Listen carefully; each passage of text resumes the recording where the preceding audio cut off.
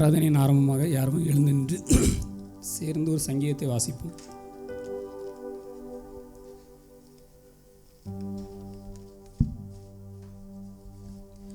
சங்கீதம் 46 பக்கம் 698. சங்கீதம் 46 எல்லாரும் சேர்ந்து வாசிப்போம். தேவன் நமக்கு அடைக்கலமும் பலனும் ஆபத்து காலத்தில் அனுகூலமான துணையுமானவர். ஆகையால் பூமி நிலைமாறினாலும் மலைகள் நடு சமுத்திரத்தில் சாய்ந்து போனாலும் அதன் ஜலங்கள் கொந்தளித்து பொங்கி அதன் பெருக்கினால் பர்வதங்கள் அதிர்ந்தாலும் நாம் பயப்படோம். ஒரு நதியுண்டு, அதன் நீர்க்கால்கள் தேவனுடைய நகரத்தையும் உன்னதமானவர் வாசம் பண்ணும் பரிசுத்த ஸ்தலத்தையும் சந்தோஷிப்பிக்கும்.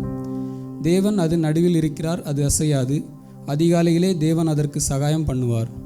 ஜாதிகள் கொந்தளித்தது, ராஜ்யங்கள் தத்தளித்தது.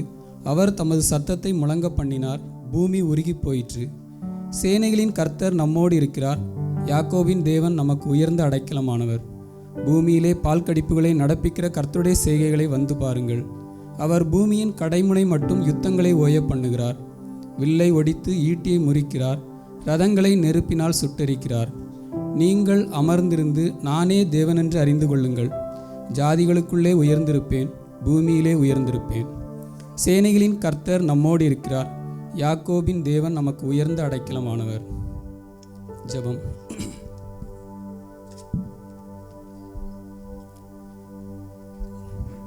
துதிகளின் மத்தியில் வாசம் செய்யுங்கள் அன்பின் பரலோக பிதாவே, உம்மை நன்றியோடு துதிக்கிறோம் ராஜா, ஸ்தோத்திரிக்கிறோம் தகப்பனே. இந்த அருமையான காலை நேரத்திற்கு நமக்கு நன்றி செலுத்துகிறோம் தகப்பனே.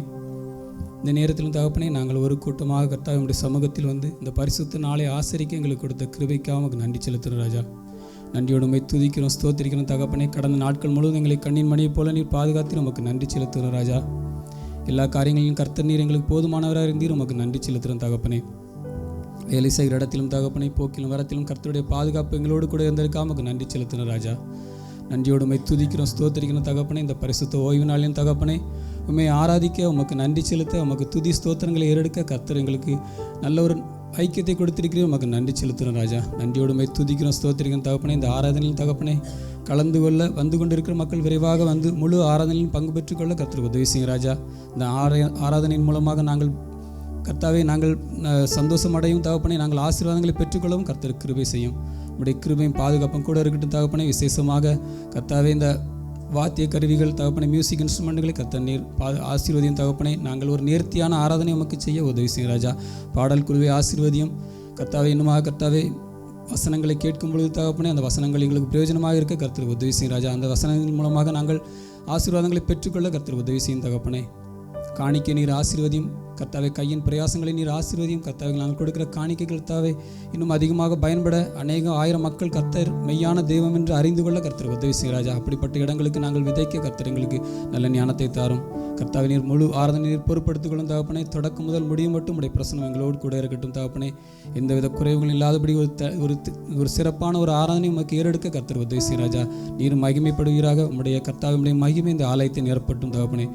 உம்முடைய கிருபைக்குள் மூடி மறைத்துக் கொள்ளும். எல்லா துதி கன மகிமை எல்லாவற்றையும் மக்கே செலுத்துகிறோம். மீட்பர் இயேசுவின் மூலம் ஜெபங்களும் எங்கள் ஜீவனில் நல்ல பிதாவே, ஆமீன்.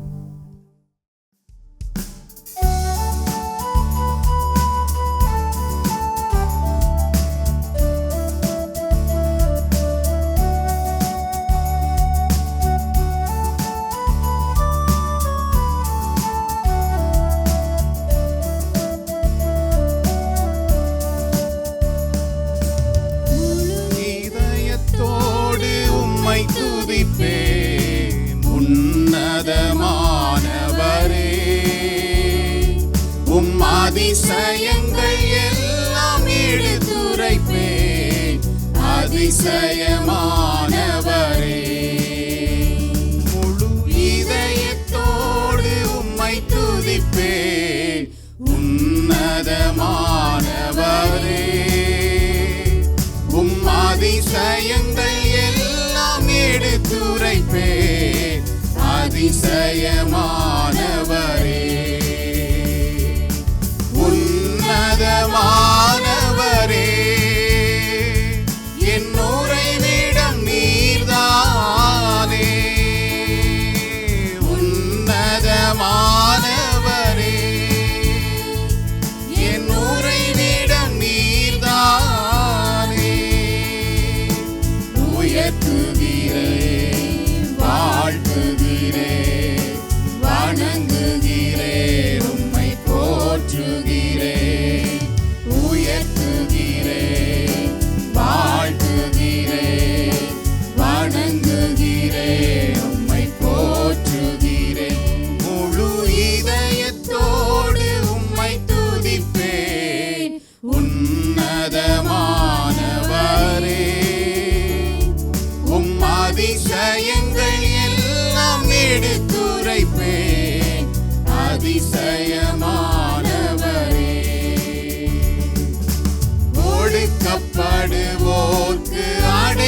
அடைக்கலமே, நெருக்கடி வேளையில் புகலிடமே, ஒடுக்கப்படுவோர்க்கு அடைக்கலமே, நெருக்கடி வேளையில் புகலிடமே, நெருக்கடி வேளையில் புகலிடமே, நெருக்கடி வேளையில் புகலிடமே. முழு இதயத்தோடு உம்மை துதிப்பேன் உன்னதமானவரே, உம் அதிசயங்கள் எல்லாம் எடுத்துரைப்பேன் அதிசயமானவரே. நாடி தேடி வரும் மனிதர்களை தகப்பன் கைவிடுவதே இல்லை.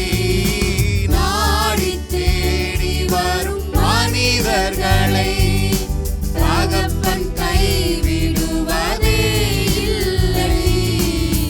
ஒருபோதும் கைவிடுவதே இல்லை, ஒருபோதும் கைவிடுவதே இல்லை. முழு இதயத்தோடு உம்மை துதிப்பேன் உன்னதமானவரே, உம் அதிசயங்கள் எல்லாம் எடுத்துரைப்பேன் அதிசயமானவரே. எழுந்தருளும் என் ஆண்டவரே, எதிரி கை ஓங்க விடாதேயும். எழுந்தருளும் என் ஆண்டவரே, எதிரி கை ஓங்க விடாதேயும், எதிரியின் கை ஓங்க விடாதேயும், எதிரியின் கை ஓங்க விடாதேயும். முழு இதயத்தோடு உம்மை துதிப்பேன் உன்னதமானவரே, உம் அதிசயங்கள் எல்லாம் எடுத்துரைப்பேன் அதிசயமானவரே.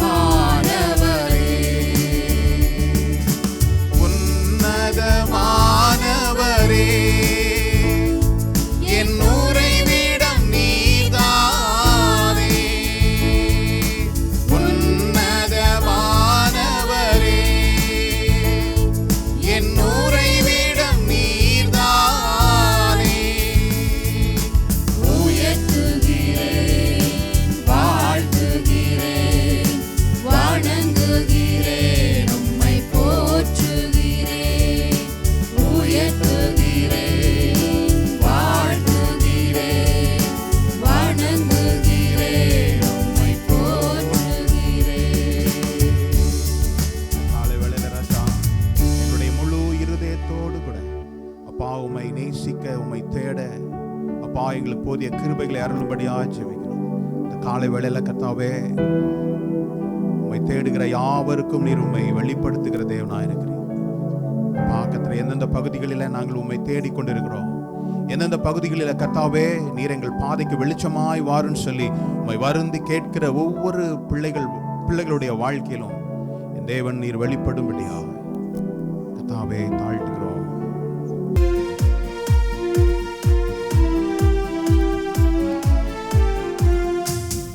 உம்மை ஆராதிக்க கூடி வந்தோம் நல்லவரே, ஆவியோடும் நல்லுண்மையோடும். உம்மை ஆராதிக்க கூடி வந்தோம் பரிசுத்தரே, பரிசுத்த உள்ளத்தோடு. உம்மை ஆராதிக்க கூடி வந்தோம் நல்லவரே, ஆவியோடும் நல்லுண்மையோடும். உம்மை ஆராதிக்க கூடி வந்தோம் பரிசுத்தரே, பரிசுத்த உள்ளத்தோடு. ஆராதனை ஆராதனை ஆராதனை ஆராதனை ஆராதனை ஆராதனை உமக்குத்தானே. ஆராதனை ஆராதனை ஆராதனை ஆராதனை ஆராதனை ஆராதனை உமக்குத்தானே. உம்மை ஆராதிக்க கூடி வந்தோம் நல்லவரே, ஆவியோடும் நல்லுண்மையோடும். உம்மை ஆராதிக்க கூடி வந்தோம் பரிசுத்தரே, பரிசுத்த உள்ளத்தோடு.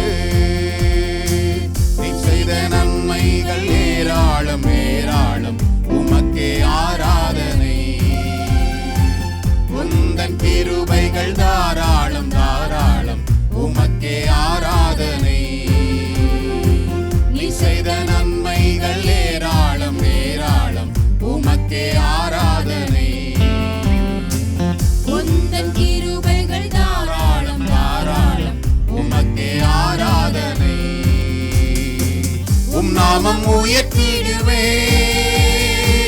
உம் அன்பை பாடிடுவேன். உம் நாமம் உயர்த்திடுவேன், உம் அன்பை பாடிடுவேன்.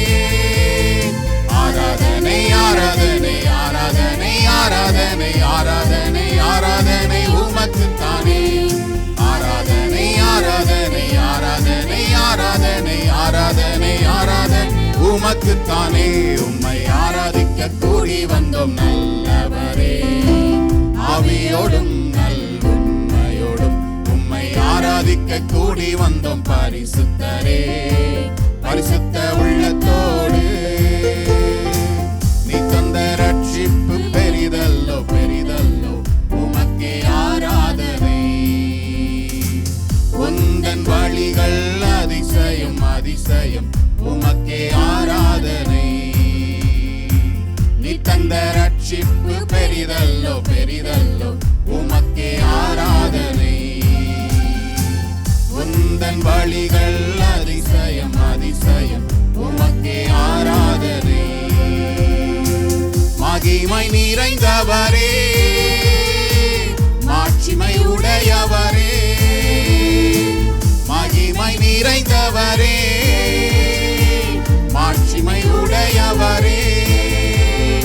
ஆராதனை ஆராதனை ஆராதனை ஆராதனை ஆராதனை ஆராதனை உமக்குத்தானே. ஆராதனை ஆராதனை ஆராதனை ஆராதனை ஆராதனை ஆராதனை உமக்குத்தானே. உம்மை ஆராதிக்க கூடி வந்தோம் நல்லவரே, ஆவியோடும் நல்லுண்மையோடும் உம்மை ஆராதிக்க கூடி வந்தோம் பரிசுத்தரே, பரிசுத்த உள்ளத்தோடு. நீ தரும் இன்பமெல்லாம் நிரந்தரம் நிரந்தரம், உமக்கே ஆராதனை. உந்தன் வார்த்தைகள் வல்லமை வல்லமை, உமக்கே ஆராதனை. நீ தரும் இன்பமெல்லாம் நிரந்தரம் நிரந்தரம், உமக்கே ஆராதனை. உந்தன் வார்த்தைகள் வல்லமை வல்லமை, உமக்கே ஆராதனை. உண்மையுள்ளவரே, துதிக்கு பாத்திரரே, உண்மையுள்ளவரே, துதிக்கு பாத்திரரே. ஆராதனை ஆராதனை ஆராதனை ஆராதனை ஆராதனை ஆராதனை உமக்குத்தானே. ஆராதனை ஆராதனை ஆராதனை ஆராதனை ஆராதனை ஆராதனை உமக்குத்தானே. உம்மை ஆராதிக்க கூடி வந்தோம் நல்லவரே, ஆவியோடும் நல்லுண்மையோடும் உம்மை ஆராதிக்க கூடி வந்தோம் பரிசுத்தரே, பரிசுத்த உள்ளத்தோடு. இன்னொரு முறை உம்மை ஆராதிக்க கூடி வந்தோம் நல்லவரே, ஆவியோடும் நல்லுண்மையோடும் உம்மை ஆராதிக்க கூடி வந்தோம் பரிசுத்தரே, பரிசுத்த உள்ளத்தோடு. அல்லேலூயா. ஜெபித்திடும் ஜெபசேனைகள் திரளாயிலும் விடவே, அபிஷேகம் பெரும் மழையாக எங்கும் பொழியட்டுமே.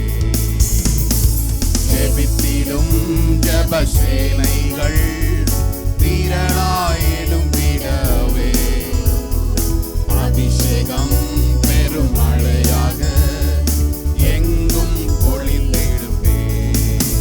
பின்மாரியின் மழையை எங்கள் மீது பொழிந்திடுமே. பின்மாரியின் மழையை எங்கள் மீது பொழிந்திடுமே. ஜெபிக்கின்றோம் ஜெபிக்கின்றோம் இயேசுவின் நாமத்தினால். ஜெபிக்கின்றோம் ஜெபிக்கின்றோம் இயேசுவின் நாமத்தினால். பெருமழை கண்டிட கர்மேலின் சிகரம் வந்தோ, மேல் வீட்டின் அனுபவம் வாஞ்சித்து கூட வந்தோ.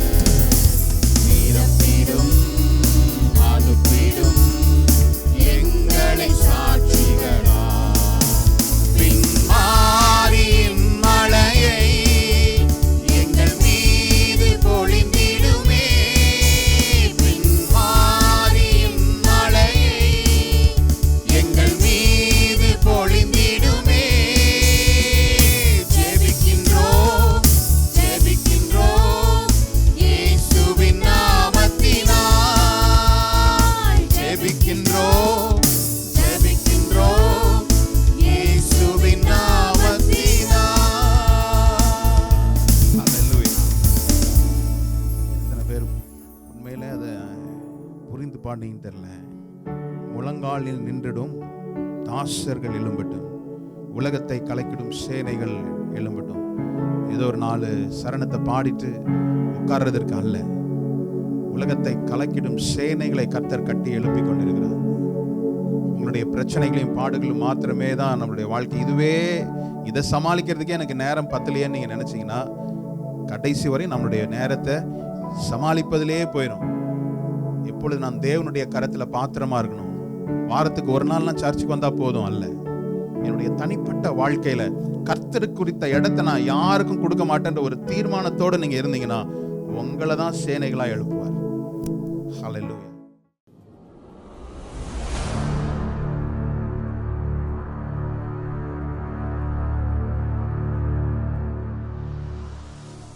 ஹல்லேலூயா. இந்த மாதத்தின் கடைசி வாரத்தில் நாம் வந்திருக்கிறோம். இந்த மாதத்துல துவக்கத்தில் நாம் தியானித்து வந்தபடி ஒரு கையளவு, ஒரு சிறிய மேகம் ஒரு பெரிய மழையை பெய்ய செய்தது என்று பார்த்தோம். போன வாரத்தில் நம்ம பார்த்தோம், சிறிய விதையானது பெரிய மரமாகிறதை குறித்து நாம் பார்த்தோம். இது வெறும் உவமைகளாய் மாத்திரம் அல்ல, நம்முடைய வாழ்க்கையில தேவனாகிய கர்த்தருடைய வார்த்தையாகிய வித்து எனக்குள் எப்படிப்பட்ட ஒரு தாக்கத்தை இல்லை எப்படிப்பட்ட ஒரு பெருக்கத்தை கொடுக்கிறது என்பதை குறித்து நாம் தியானித்து வருகிறோம். ஒரு சிறிய காரியம் எப்படி ஒரு பெரிய தாக்கத்தை ஏற்படுத்துகிறது என்பதை குறித்து நாம் தொடர்ச்சியாக இந்த வாரத்தில் அதை குறித்து உங்களோடு கூட பேச நான் வாஞ்சிக்கிறேன். ஒரு சிறிய நாக்கு தான் பெரிய தாக்கத்தை என்ன செய்கிறது? ஆமா, நாக்கு சில நேரங்களில் சில பூகம்பத்தை என்ன செய்யுது? ஆமா, நல்லா தான் இருந்தது, வந்துட்டு போன மாத்திரத்தில் என்ன செய்யுது? வீடு எல்லாரும் நடுங்க ஆரம்பிச்சிருச்சு இல்ல, ஒரு பெரிய பூகம்பம். அப்போ நாவானது சிறியதா தான் இருக்குது, ஆனால் அது செய்யக்கூடிய காரியமோ மிக பெரியதா இருக்குது. ஆனால் எப்படிப்பட்ட தாக்கத்தை நீங்க ஏற்படுத்துகிறீங்க, இதுதான் இன்னைக்கு செய்தி. நாவானது சிறிய அவயம்தான், ஆனால் அதனுடைய விளைவு, அதனுடைய தாக்கம் பெருசா இருக்குது. எப்படிப்பட்ட விளைவுகளை உங்களுடைய நாக்கு, உங்களுடைய பேச்சு ஏற்படுத்துதுன்னு சொல்றதான் இந்த நாளில் நம்ம தியானிக்க போறோம். பாருங்களேன், முதலாவது நாம் எடுத்துக்கொள்ளுகிற வசனம் ஏசாயா 55ஆம் அதிகாரத்தின் 8 முதல் 11ஆம் வசனங்களை நாம் வாசிக்கலாம். என் நினைவுகள் உங்கள் நினைவுகள் அல்ல, உங்கள் வழிகள் என் வழிகளும் அல்லவென்று கர்த்தர் சொல்லுகிறார். பூமியை பார்க்கிலும் வானங்கள் எப்படி உயர்ந்திருக்கிறதோ அப்படியே உங்கள் வழிகளை பார்க்கிலும் என் வழிகளும், உங்கள் நினைவுகளை பார்க்கிலும் என் நினைவுகளும் உயர்ந்திருக்கிறது. மாரியும் உறைந்த மழையும் வானத்திலிருந்து இறங்கி அவ்விடத்திற்கு திரும்பாமல் பூமியை நனைத்து அதில் முளை கிளம்பி விளையும்படி செய்து, விதைக்கிறவனுக்கு விதையையும் புசிக்கிறவனுக்கு ஆகாரத்தையும் கொடுக்கிறது எப்படியோ அப்படியே என் வாயிலிருந்து புறப்படும் வசனமும் இருக்கும். அது வெறுமையாய் என்னிடத்திற்கு திரும்பாமல் அது நான் விரும்புகிறதை செய்து நான் அதை அனுப்பின காரியம் ஆகும்படி வாய்க்கும். ஹல்லேலூயா. வாசிக்க கேட்ட இந்த வேத பகுதியில் தேவன் உலகத்திற்கென்று ஒரு நியதியை வச்சிருக்கிறார், the law வச்சிருக்கிறார்ல. முதல் சொல்லப்பட்ட காரியம் என்னது? இது 8 முதல் 9ஆம் வசனத்துல, என்னுடைய நினைவுகள் உங்களுடைய நினைவுகள் அல்ல, என்னுடைய வழிகளும் உங்களுடைய வழிகள் அல்ல. எதை சொல்றாரு? தேவன் தாம் அவருடைய வழியை குறித்து சொல்றாரு. என்னுடைய நினைவுகள் உங்களுடைய நினைவுகள் அல்ல, வழிகளும் அல்ல அப்படின்னு சொல்றாரு. எப்படியா? பூமிக்கும் வானத்திற்கும் எவ்வளவு உயரமோ அந்த அளவுக்கு என்னுடைய நினைவுகள் இருக்குது, அந்த அளவுக்கு என்னுடைய வழிகளும் உண்டுன்னு சொல்லி அவர் தன்னுடைய வழியை குறித்தும் அவர் தன்னுடைய நினைவுகளை குறித்தும் சொல்றாரு. 10வது வசனத்துல பார்க்கிறோம். 10வது வசனத்துல என்னது? மாரியும் உறைந்த மழையும் வானத்திலிருந்து இறங்கி அவ்விடத்திற்கு திரும்பாமல் பூமியை நனைத்து அதில் முளை கிளம்பி விளையும்படி செய்து, விதைக்கிறவனுக்கு விதையும் புசிக்கிறவனுக்கு. ஹல்லேலூயா. இதுதான் லா. என்னைக்காவது மழை கீழே இருந்து மேலே போயிருக்குதா? யாராவது அப்படி பார்த்துருக்கீங்களா? மழை கீழே இருந்து அப்படி மேலே போதா? இல்ல. தண்ணீர் தான் ஆவியா என்ன செய்யுது? மேலே போகுது. ஆனா மழை பெய்யல, மழை கீழே இருந்து இல்ல, மேல இருந்து தான் வருது. அதுதான் நியதி. கர்த்தர் சில திட்டங்களை, சில நீதியை, சில லாவை என்ன செய்திருக்கிறார்? இந்த உலகத்துல வைத்திருக்கிறார். பூமியில் எப்படி வானத்திலிருந்து மழை பொழிந்து என்ன செய்து பூமியை நனைக்கிறதோ, நனைத்த பிற்பாடு அதிலிருந்து விதை முளைத்து என்ன செய்து கிளம்பி வருது. அதே போல என்னுடைய வாயிலிருந்து புறப்படுகிற வார்த்தை வெறுமையாய் திரும்பாமல் அதை நான் நினைக்கிறபடி அது செய்து முடிச்சுதான் வருது. அப்படிதான் இல்ல? the word which proceed from our mouth shall not return void. It shall accomplish the purpose which I sent for. எந்த நோக்கத்திற்காக என்னுடைய வாயிலிருந்து புறப்படுகிற வார்த்தை வெளிப்படுகிறதோ அது தனது வேலையை முடித்த பிற்பாடுதான் செய்து. ஹல்லேலூயா. எத்தனை பேர் உண்மையிலே அதை புரிந்து கொள்கிறேன், கிரகித்துக் கொள்ள முடியுது? கர்த்தருடைய வார்த்தை பொய் சொல்லாது, இதெல்லாம் நமக்கு தெரியுது. ஆனால் நம்முடைய வார்த்தை நம்ம பேசுறோம், நான் வார்த்தையில ஜெபிக்கிறேன், ஆனா என்னுடைய வாழ்க்கையில ஏன் நடக்க மாட்டேங்குது? ஹல்லேலூயா. எப்படி மாரியானது மலை வானத்திலிருந்து மழை பெய்து பூமியை நனைத்து புல் பூண்டுகள் முளைக்குதோ அதே போல என்னுடைய வாயிலிருந்து புறப்படுகிற காரியம் அப்படிதான் எழுதியிருக்கல. என் வாயிலிருந்து புறப்படும் வசனமும் இருக்கும், அது வெறுமையா என்னிடத்தில் திரும்பாமல் அது நான் விரும்புகிறதை செய்து நான் அதை அனுப்புகிற காரியம் வாய்க்கும்படி காரியமாகும்படி வாய்க்கும். இப்ப என்ன அர்த்தம்? நாம் பேசுகிற வார்த்தை நான் விரும்புகிறதை செய்யும், நான் அனுப்புற காரியங்களை வாய்க்க பண்ணும். சில நேரம் நம்ம நினைக்கிறோம் வெறும் வாயின் வார்த்தை மாத்திரம் பேசினா போதும் அப்படின்னு. இன்னைக்கு அதை தான் நம்ம கற்றுக்கொள்ள போறோம். நாவின் அதிகாரம், நாம் பேசுகிற வார்த்தை எவ்வளவு வல்லமை உள்ளது, எவ்வளவு பவர்ஃபுல்லானது. நாவானது சிறிய ஒரு அவயம்தான். நம்மளுடைய கால்கள் கைகள்லாம் நீளமா தான் இருக்குது, பெருசா இருக்குது. ஆனா அது செய்ய முடியாத வேலையை ஒரு சின்ன நாகு என்ன செய்யுது? அதுக்காக தான் அதுக்கு 32 சேவர்களை போட்டு பூட்டி வச்சிருக்கிறாரு. அப்படிதானே? இவங்கெல்லாம் பார்த்தா வேற எங்கேயோ இருக்கிற மாதிரி இருக்கு. வெளியே விட்டா எல்லாத்தையும் கொளுத்தி போட்டுறோன்றதுனால என்ன செய்யறாரு? அட்டைக்கு வாய்க்குள்ள மூடி வச்சிருக்கிறாரு. இல்ல, நீங்க நல்லா கவனமா கேளுங்க. இப்பெல்லாம் நிறைய டாக்டர்ஸ் அதை செய்யறது இல்லை. நான்லாம் சிறுவனா இல்லை, என்னுடைய பிள்ளைகள்லாம் சின்ன பிள்ளைங்களா இருக்கும்போது கூட டாக்டர்கிட்ட கூப்பிட்டு போனோன்னா அவர் முதல்ல என்ன சொல்லுவாரு? ஆமா, நாக்க நீட்டுன்னு. இப்போ நிறைய பேர் பாக்குறாங்களான்னு தெரியல. இப்போ சில பேர் நாக்க நீட்ட சொல்ல மாட்டாங்க. ஆமா, கோவிட் வந்ததுக்கு அப்புறமா நீ வாயை மூடிக்கிட்டே இரு, ஆமா நீ பரப்பிடாத. நம்மலாம் டாக்டர்கிட்ட போனோம்னா அவர் என்ன செய்வாரு? புட் யுவர் டங் அவுட், நாக்க நீட்டு. நம்மளுடைய சரீரத்தில் எல்லாவித குறைபாடுகளையும் எங்க தெரியுமா ரிஃப்ளெக்ட் ஆகும்? நாக்கின் மூலமா தான் என்ன செய்யும்? வெளிப்படும். டாக்டர்ஸ் அந்த நாக்க பார்த்தோன்னே அது ஒரு வைட்டல் க்ளூ, இவனுக்கு என்ன குறைபாடு இருக்குதுன்றத நாக்க பார்த்தோன்னே ஒரு துப்பு தான், ஒரு இன்ஃபர்மேஷன் கொடுக்குது. அப்போ நாவானது மெடிக்கலி ஸ்பீக்கிங் இது ட்ரூ, அப்படிதானே? நாக்கு பார்த்த உடனே அவர்களுக்கு இந்த குறைபாடு இருக்கு, இல்ல இந்த ஊட்டச்சத்து குறைபாடா இருக்கு, இல்ல இந்த நோயின் அறிகுறியா இருக்குது, ஆரம்பமா இருக்குதுன்னு சொல்லி அவங்க என்ன செய்ய முடியுது? பார்க்க முடியுது. நிறைய வீட்டில் பிரச்சனையே எங்க? நாக்குனாலதான். ஒரு குடும்பம் போய் டாக்டர் போய் பார்த்தாங்களா. பார்த்துட்டு, டாக்டர் எங்க ஹஸ்பண்ட் போன்லலாம் நல்லா தான் பேசுறாரு, வீட்டுக்கு வந்தோடனே என்னோட கூட சண்டை போடுறாரு அப்படின்னு சொல்லி டாக்டரை பார்க்க போனாங்க. அவருக்கு பிபிலாம் ரொம்ப கூடுதலா இருக்குது அப்படின்னு. அந்த டாக்டர் சொன்னாரா, நாளிலிருந்து நான் உங்களுக்கு ஒரு வாட்டர் மெடிசன் கொடுக்குறேன், ஒரு கிளாஸ்ல தண்ணி எடுத்துக்கோங்க, உங்க ஹஸ்பண்ட் வந்த உடனே நீங்க என்ன செய்யணும்? வாயில எவ்வளோ குடிக்க முடியுமோ, சிப் பண்ண முடியுமோ பண்ணிட்டு 5 நிமிஷம் என்ன செய்யக்கூடாது? குடிக்கவும் கூடாது, ஒழுங்கவும் கூடாது, துப்பவும் கூடாது. ஒரு 5 நிமிஷம் ட்ரைனிங், 5 நிமிஷம். இதான் இவ்வளவுதானா பாஸ்டர்? இது ஈஸியாச்சே. அடுத்த நாள் அவங்க கணவர் வரும்போது இவங்க என்ன செய்யிட்டாங்க? மவுத் ஃபுல் ஆஃப் வாட்டர். பேச முடியுமா? ஒரு வாரம் கழிச்சு அந்த மகள் ரொம்ப சந்தோஷமா வர்றாங்களாம். பாஸ்டர் இப்போ என் கணவர் ரொம்ப அன்பா இருக்கிறாரு. அந்த கணவன் சொல்றாரு, நீங்க மனைவியா கூட மாத்திக்கலாம். எல்லாரும் நீங்க மறைக்கிறது பார்த்தா பயமா இருக்கு. இப்படி வச்சுக்கலாம், மனைவி கணவன் எப்படி வேணாலும் வச்சுக்கலாம். அப்ப பிரச்சனை எங்க இருக்குது? வீட்டுக்கு வந்தவன லபான்னு கத்தும்போது அவருக்கு பிபி கூடுது, பிரச்சனை ஆரம்பிக்குது.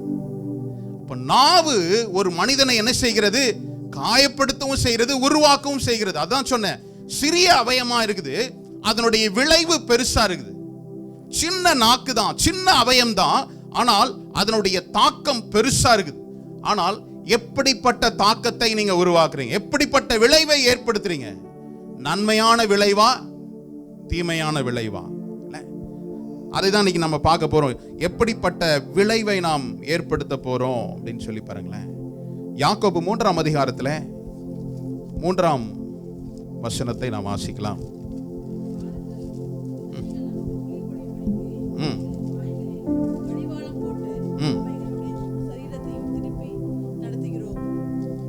அடுத்த வசனம் கூட.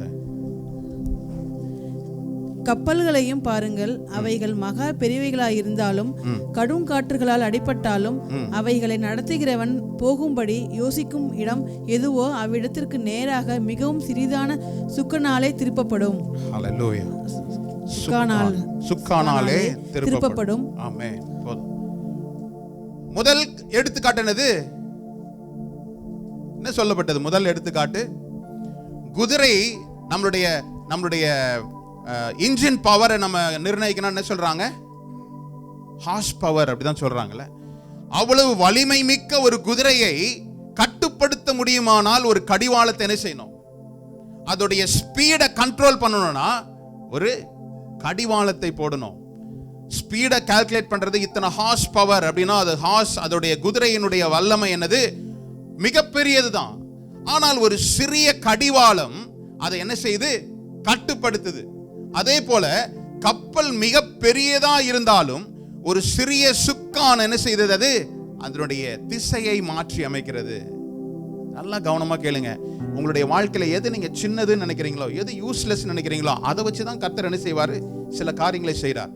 அவ்வளவு பெரிய கப்பலா இருந்தாலும் அதை போகக்கூடிய திசையை காட்டுகிறது, திருப்புகிறது என்னது? சிறிய சுக்கான்.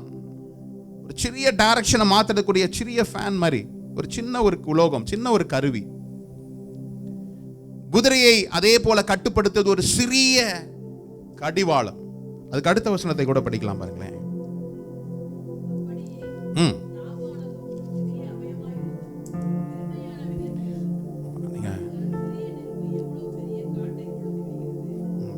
அப்படியே நாவானது சிறிய அவயமாயிருந்தும் பெருமையானவைகளை பேசும். பாருங்கள், சிறிய நெருப்பு எவ்வளவு பெரிய காட்டை. அப்ப நாக்கு என்ன செய்யுது? நாக்கோட வேலை என்னது? கொளுத்தவும் முடியும், கட்டவும் முடியும், இல்ல உருவாக்கவும் முடியும், அழிக்கவும் முடியும். அப்ப நாவானது சிறிய அவயமா தான் இருக்குது. Little in size but impact is big. சிறிய காரியம் என்னுடைய வாழ்க்கையில கர்த்தர் எப்பொழுதுமே கர்த்தர் சிறியதை கொண்டுதான் அவர் பெரியதை செய்கிற தேவனா இருக்கிறார். ஹல்லேலூயா. அப்போ நாவினுடைய வல்லமையை குறித்து தான் நம்ம பார்க்க போறோம்ல. நாவு எவ்வளவு முக்கியமானது என்ன சொல்லி. ஆமா, 6வது வசனத்தை கூட நான் படிக்கலாம். 6வது வசனம். நாவும் நெருப்பு தான், அது அநீதி நிறைந்த உலகம். நம்முடைய அவயவங்களில் நாவானது முழு சரீரத்தையும் கரைப்படுத்தி ஆயுள் சக்கரத்தை கொளுத்தி விடுகிறதாயும் நரக அக்கினியினால் கொளுத்தப்படுகிறதாயும் இருக்கிறது. ஹல்லேலூயா. அப்ப நாவானது என்னதான்? முழு அவயத்தையும் என்ன செய்யும்? கரைப்படுத்தும். நம்ம சரியா பயன்படுத்தலனா என்னுடைய முழு சரீரத்தையும் என்ன செய்யும்? பயன்படுத்தும். ஒரு சில நபரோடு கொஞ்ச நேரம் நீங்க பேசி பார்த்தீங்கன்னா அவர்களுடைய குணாதிசயத்தை நீங்க என்ன செய்ய முடியும்? கணித்துக் கொள்ள முடியும். அப்படிதானே? சில நேரம் பேச்சு, சில நேரம் அவர்களுடைய பேச்சினுடைய சாராம்சம் நம்ம அவங்களுடைய யார் என்பதை நாம் என்ன செய்ய முடியும்? அதுதான் சொல்லப்படுது. நீங்களும் நானும் பேசும்போது என்ன செய்யும்? பிறருக்கு இந்த பிள்ளைகள் தேவனை கிறிஸ்துவை பின்பற்றுகிறவர்கள் என்பதை என்ன செய்ய முடியும்? அனுமானித்துக் கொள்ள முடியும். என்னுடைய வாழ்க்கை அப்படிதான் இருக்கணும். என்னுடைய நடிப்பினால் அல்ல, என்னுடைய பேச்சினால், என்னுடைய நடத்தையினால் நான் என்னார் என்பதை என்ன செய்ய முடியும்? அறிய முடியும். சில வேத வசனங்களை சொல்லிய பின்பு நான் உங்களோடு கூட செய்திக்கு நேராக கடந்து போறேன். எடுத்துக்கொள்வோம் நீதிமொழிகளை, திருப்பிக் கொள்வோம். நீதிமொழிகள் 16ஆம் அதிகாரத்தின் 24ஆம் வசனம். இனிய சொற்கள் தேன்கூடு போல் ஆத்மாவுக்கு மதுரமும் எலும்புகளுக்கு ஔஷதமும் ஆம். ஹல்லேலூயா. இனிய சொற்கள் தேன்கூடுகளை போல இருக்குமா? ஆத்மாவுக்கு மதுரமும் எலும்புக்கு ஔஷதமுமாய். ஹல்லேலூயா. இனிய சொற்கள். சில நேரம் நம்ம பேசுற வார்த்தை இனிய சொற்களா இருந்ததுன்னா அது எப்படி இருக்குமா? கேட்கிறவர்கள் ஆத்மாவுக்கு தேன்கூடு போல இருந்து ஆத்மாவுக்கு மதுரமும் எலும்புக்கு ஔஷதமுமாய். சில நேரம் சில நபர்களோடு கூட நம்ம பேச தொடங்கணும்னா டைம் போறதே தெரியாது. சில பேர்கிட்ட டைமே போகாது. எந்த கேட்டகரியில் நம்ம இருக்கோம்? இவங்க கூட கொஞ்ச நேரம் பேச மாட்டாங்களா அப்படின்ற ஒரு இதுல இருக்குமா? எப்படா முடிப்பாங்க அப்படின்னு இருக்கிறோமா? எப்படிப்பட்ட வார்த்தைகளை நாம் பேசுறோம்ல. நான் ஸ்வீட்டா பேசுறதுனால அல்ல, இல்ல அவர்கள் சொல்ற கருத்துக்கு எல்லாம் சரி அப்படின்னு தலையாட்டுறது அல்ல. என்னுடைய பேச்சு, என்னுடைய வார்த்தையின் முக்கியத்துவம். இதை நம்ம நீதிமொழிகளுக்கே வருவோம். நம்ம படித்த அந்த யாக்கோபு 3ஆம் அதிகாரத்துல 2வது வசனத்தை மாத்திரம் நம்ம படிக்கலாமே. யாக்கோபு 3:2. நாம் எல்லாரும் அநேக விஷயங்களில் தவறுகிறோம். ஒருவன் சொல் தவறாதவனானால் அவன் பூரண புருஷனும் தன் சரீரம் முழுவதையும் கடிவாளத்தினாலே அடக்கி கொள்ளக்கூடியவனுமாய் இருக்கிறான். ஹல்லேலூயா. நம்ம யாக்கோபுல முதல் 6 வசனங்களை படிச்சோம் இல்ல? ஒருவன் சொல் தவறாதவனாய் இருந்தால் அவன் பூரண புருஷனாய் இருக்கிறான். He who does not fault his word, he is a perfect man அப்படின்றது. பூரண புருஷனாய் இருப்பது மாத்திரமல்ல, அவன் தன் சரீரம் முழுவதையும் என்ன செய்கிறானா? காத்து கொள்ளுகிறான். உங்களை பார்த்து சொல்றேன், நான் பேசுகிற பேச்சு நான் யார் என்பதை என்ன செய்யும்? அறிவிக்கும். சிறிய நாவு தான், ஆனால் அதனுடைய விளைவு பெருசா இருக்கும். என்னுடைய கேரக்டர் என்ன என்பதை என்ன செய்யும்? என்னுடைய நாக்கு தான், என்னுடைய பேச்சு தான் தீர்மானிக்கின்றது. ஒருவேளை நீங்க யோசிக்கலாம், நான் மற்றவங்களை பார்க்கும்போது எல்லாம் நல்லா பேசுறேன், ஆனால் நம்மளுடைய ரியல் கேரக்டர் எப்போ வரும்? என்னைக்காவது ஒரு நாள் என்ன செய்யும்? வரும். அதை குறித்து தான் நான் வரேன். எப்படி என்னுடைய நாவை எப்படி பழக்குவது, என்னுடைய நாக்கை நான் எப்படி பழக்குவது, இதுதான் இன்னைக்கு நம்மளுடைய வாழ்க்கையில நம்ம கேட்கக்கூடிய செய்தி. சரி, இப்ப திருப்பிக் கொள்வோம். நீதிமொழிகள் பார்த்தோம்ல, 16 பார்த்தோம்.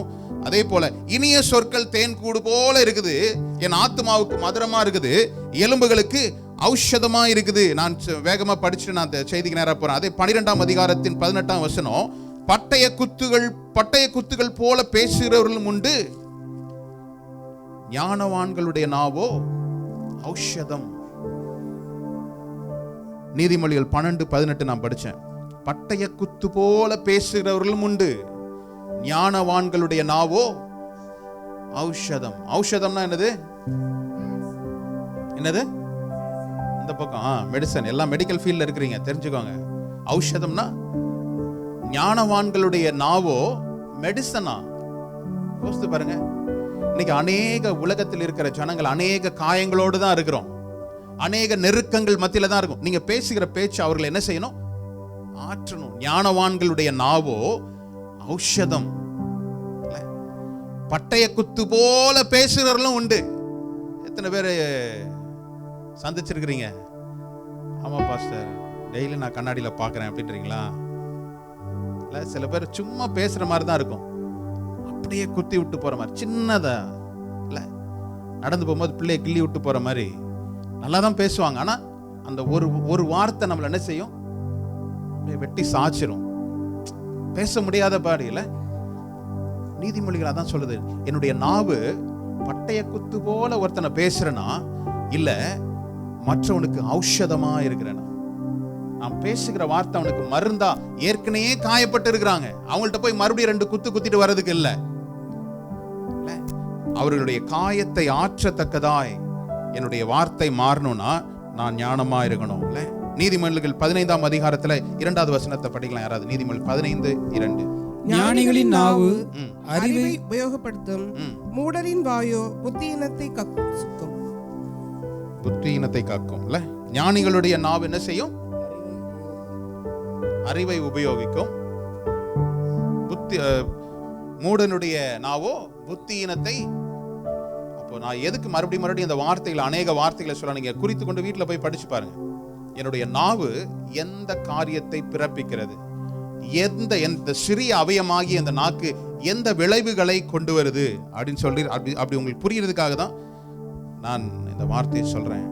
அடுத்தது எல்லாருக்கும் தெரிந்த ஒரு வசனம் இல்ல, 18 நீதிமொழிகள் 18:21.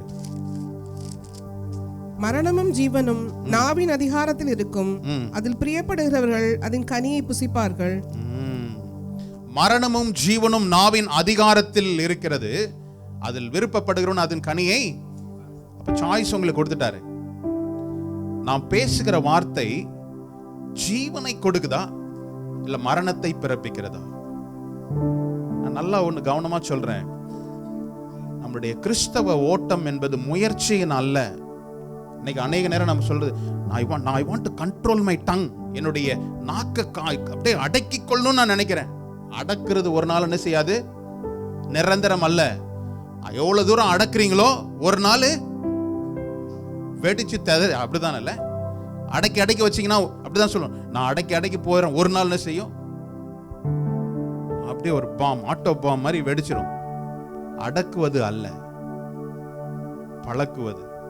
நல்லா கவனமா கேளுங்க. இந்த நாவானது மரணத்தையும் ஜீவனையும் பிறப்பிக்கிறது. நீ எதுல விருப்பப்படுவியோ அதை நீ என்ன செய்ய, எடுத்துக்கோ. அதுதான் கிளியரா சொன்ன ஒரு வார்த்தை. மரணமும் ஜீவனும் நாவின் அதிகாரத்தில் இருக்கிறது. அப்படிதான் இல்ல? அதில் பிரியப்படுகிறவன் அதன் கனியை புசிப்பான். ஹல்லேலூயா. நான் மறுபடியும் சொல்றேன், என்னுடைய நாவு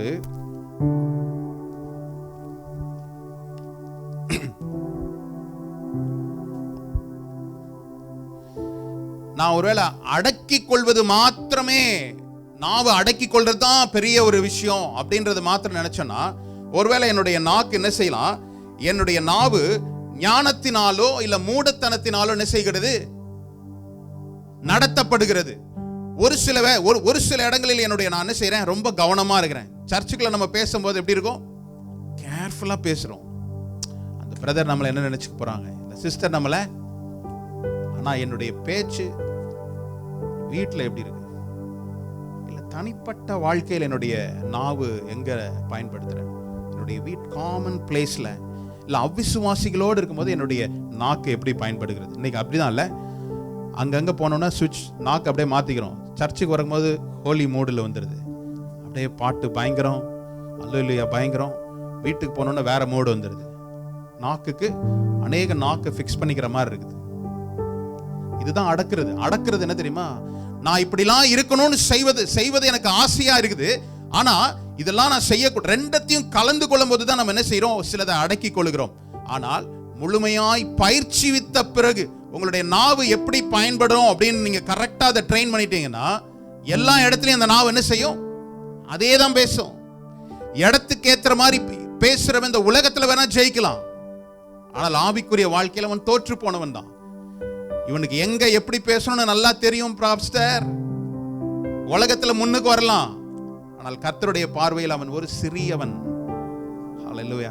எத்தனை பேர் நீங்க கர்த்தர் தான் என்ன உயர்த்த முடியும்னு நினைச்சீங்கன்னா, நீங்க எல்லா இடத்துலயும் நீங்க என்ன செய்வீங்க, ஒரே நாக்கு உள்ளவனாய் இல்ல, ஒரே காரியத்தை பேசக்கூடிய பிள்ளைகளாய் மனிதர்களாய் நீங்க மாறுவீங்களே. ஹல்லேலூயா. ஏற்ற சமயத்தில் சொன்ன வார்த்தை வெள்ளித்தட்டில் வைத்திருக்கிற பொற்பளத்திற்கு சமானம். என்னுடைய பேச்சு ஏற்ற காரியங்களில் ஏற்ற விஷயத்தை பேசும்போது தான் என்ன செய்யும், அந்த பேச்சுக்கு ஒரு வேல்யூ இருக்கும். அதிகமா நான் பேசிக்கிட்டே இருக்கிறதுனால நிறைய ஃப்ரெண்ட்ஸ் இருக்கலாம், ஆனால் என்னுடைய பேச்சில் என்ன செய்யும், பாவம் இருக்கும். அப்படிதான் சொல்லிருக்கல, அநேக பேச்சில் பாவம் இல்லாமல் போகாது. அப்ப என்னுடைய பேச்சு, என்னுடைய நாவை எப்படி நான் ட்ரெயின் பண்ணணும், என்னுடைய நாவை நான் எப்படி ட்ரெயின் பண்ணணும்ன்றதை அன்னைக்கு பார்க்க போறோம். பாருங்களேன், சில எடுத்துக்காட்டுகளை பார்க்கலாம். ஹல்லேலூயா. நம்ம அநேக நேரம் நம்மளுடைய நாக்கை கண்ட்ரோல் பண்றதுல தான் நமக்கு அநேக என்ன செய்யறோம். பிள்ளைங்க வீட்டில் ஒரே சினிமா பாட்டும் இப்படி தான் இருக்கும். சர்ச்சில் இருந்து யாராவது வந்துட்டு அந்த மோடை மாத்திடுவாங்க. குழந்தை என்ன, நீ ஒரு நல்ல பாட்டு பாடியுமா, கிறிஸ்தவ பாட்டு அப்படின்னு சொல்லியிருக்கு. அது ஒரு ஹிண்ட். நல்ல பாட்டு பாடுன்னா வேற பாட்டு பாடிடும் குழந்தை. அதனால என்ன செய்வாங்க, நல்ல ஏசப்பா பாட்டு ஒன்று பாடு. ஆளுக்கு ஏத்த மாதிரி என்னுடைய நாவை ட்ரெயின் பண்றது அல்ல, கட்டுப்படுத்துவது அல்ல. ஹல்லேலூயா. நான் சொல்றது ஒருவேளை உங்களுக்கு புதுசா இருக்கலாம், சில பேருக்கு அது வினோதமா கூட இருக்கலாம். ஆனால் சத்தியத்தை உங்களோடு கூட நான் பேச வாஞ்சிக்கிறேன். நான் பேச போகின்ற வார்த்தையை முடிவெடுப்பது நாக்கா இருதயமா? இருதயம். அப்படிதானே இல்ல? இப்ப நாவுக்கு தான் அந்த அதிகாரம் இருக்குது. வேதத்தில் சொல்லிருக்குல்ல, நல்லா கவனமா கேளுங்க. Tongue is an instrument. நாவு ஒரு கருவி. ஆனா அந்த கருவி என்ன செய்யும் தெரியுமா, பெரிய காரியத்தை செய்யும். அந்த கருவி என் இருதயத்தில் இருக்கின்ற காரியங்களை தான் பேசும். நான் நாக்க ட்ரெயின் பண்றேன்னு சொல்லி பேச வரும்போது நான் நாக்க தான் அடக்கிக் கொள்கிறேனே தவிர இருதயத்தில் நாம் என்ன செய்யறதில்ல, சரி செய்து கொள்வதில்லை. நம்ம ஒரு டாக்டர்கிட்ட ஒரு பிரச்சனையா போறோம்னா அவர் முதல்ல என்ன செய்வாரு, ரூட் காசை தான் பார்க்கிறாரு, டெஸ்ட் பண்றாரு, பிளட் டெஸ்ட் பண்றாரு, எதற்கு இந்த வியாதின்னு சொல்லி அதை டெஸ்ட் பண்ணி ரூட் காசுக்கு தான் மருந்து கொடுக்கிறாரு தவிர வெளித்தோற்றத்தில் நீங்க சரியாகணுன்றது முக்கியம் அல்ல. அதே போல நாவானது பெரிய ஆற்றலை செய்யக்கூடிய காரியமா இருந்தாலும் அதை எதற்காக செய்து, நாவு ஒரு நாளும் தீர்மானித்து பேசுவதல்ல. நான் பேசக்கூடிய காரியத்தை நாவு தானா டிசைட் பண்ணுது? இல்ல. அப்ப டிசைட் பண்றது யாரு? இருதயம். அப்ப நான் என்னுடைய நாவை நான் டேம் பண்ணணும், இல்ல பயிற்சி வைக்கணும் அப்படின்னா நான் செய்ய வேண்டிய காரியம் என்னது? இருதயத்தை நான் சரி செய்து கொள்ளணும். பாருங்க, எடுத்துக்கொள்வோம். மத்தேயு 12ஆம் அதிகாரத்தின் 33ஆம் வசனத்தை நாம் வாசிக்கலாம். மரம் நல்லதென்றால் அதன் கனியும் நல்லதென்று சொல்லுங்கள், மரம் கெட்டதென்றால் அதன் கனியும் கெட்டதென்று சொல்லுங்கள், மரமானது அதன் கனியினால் அறியப்படும். ஹல்லேலூயா. மரம் நல்லதா இருந்ததுன்னா அதனுடைய கனியும் எப்படி இருக்கும்? நல்லதா தான் இருக்கும். மரம் கெட்டதா இருந்தா கனியும் கெட்டதா இருக்கும்.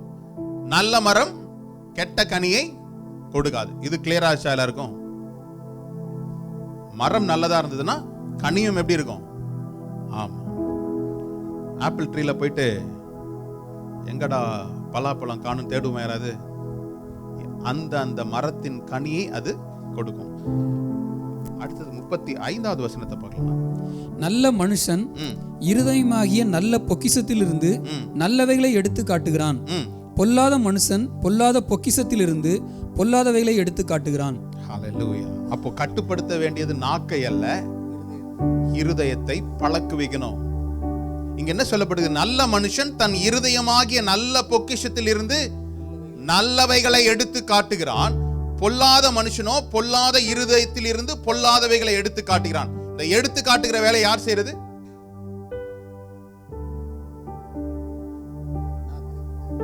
நாக்கு தான் எடுத்து காட்டுது. உங்களுக்கு டவுட்டா இருந்ததுன்னா அதுக்கு முந்தின வசனத்தையும் படிக்கலாம். 34வது வசனத்தையும் நீங்க படிக்கலாம். விரியன் பாம்பு குட்டிகளே, நீங்கள் பொல்லாதவர்களாய் இருக்க நலமானவைகளை எப்படி பேசுவீர்கள்? இருதயத்தின் நிறைவினால் வாய் பேசும். இருதயத்தின் நிறைவினால். அப்போ நல்ல மனிதன் தன்னுடைய நல்ல பொக்கிஷத்தில் இருந்து எடுத்து காட்டுகிறான். நல்ல பொக்கிஷம் எங்க இருக்குது?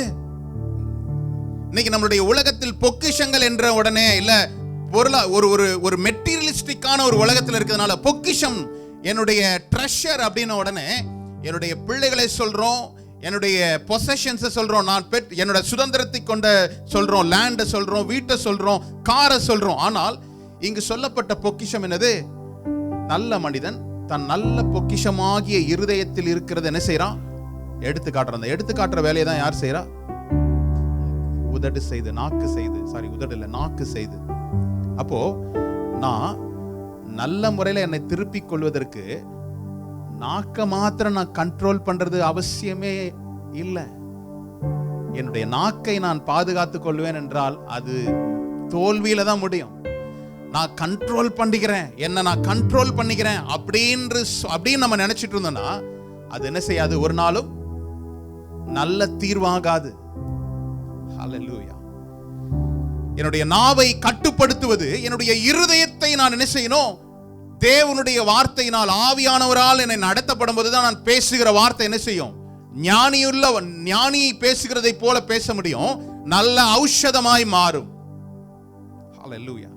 ஞானியினுடைய வார்த்தை நல்ல ஔஷதம் அப்படின்னு பார்க்கிறோம். அவனுடைய வார்த்தை, அவனுடைய வாயிலிருந்து புறப்படுகிற வார்த்தை, நான் நல்லா சொல்றேன், உங்களுடைய வாயிலிருந்து புறப்படுகிற எந்த வார்த்தைக்கும் ஒரு பலன் உண்டு. வேதம் சொல்லுகிறது, மேலிருந்து கீழே வானத்திலிருந்து பெய்கின்ற மழையானது பூமியை நனைக்குது, பூமியில் புல் பூண்டுகள் முளைக்குது. அந்த பூண்டு ஒருவேளை எப்படி இருக்கலாம்? விஷமா கூட இருக்கலாம். விஷ செடிக்கும் என்ன வேணும்? தண்ணி வேணும்ல. ஆனா அதே ஜீவனை கொடுக்கின்ற, உணவளிக்கக்கூடிய ஒவ்வொரு பயிர்களுக்கும் தண்ணி அவசியம். தேவன் அதை கொடுக்கிறார்.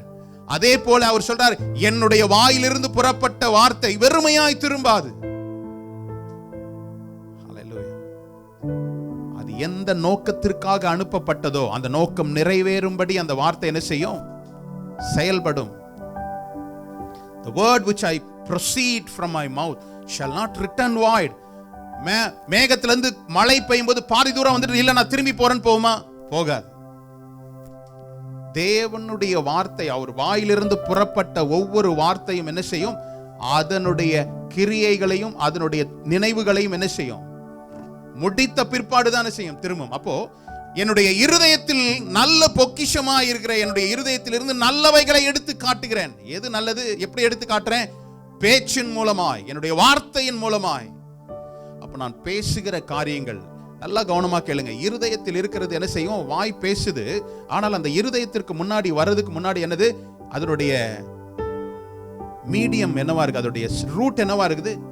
என்னுடைய நினைவுகள் மூலமா தான் இருதயத்தில் வருது. இல்ல, இருதயம் ரொம்ப இம்பார்ட்டண்டா இருக்கிறதுனால தான்